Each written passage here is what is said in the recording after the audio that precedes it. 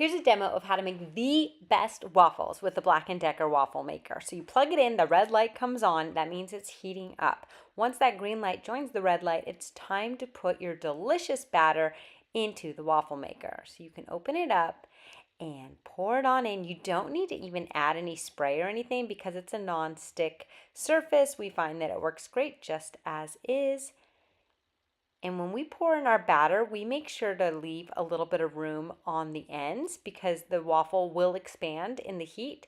So you don't need to overdo it, but there is a little catch drip waffle tray underneath. So if you make a mess, it's okay. It's pretty easy to clean up. Once you get your desired amount of batter in, simply put the top down, and the fun part, you flip it.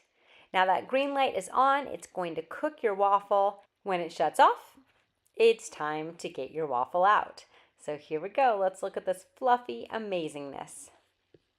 I love how big the waffles are and that they have these 4 easy to tear apart sections. Perfect to put some syrup or honey or butter on top of. And it stays hot, so if you want to make more batches of waffles, it's really easy to do so. Or if you're all done, it's super simple to clean as well. We are a big fan of this waffle maker.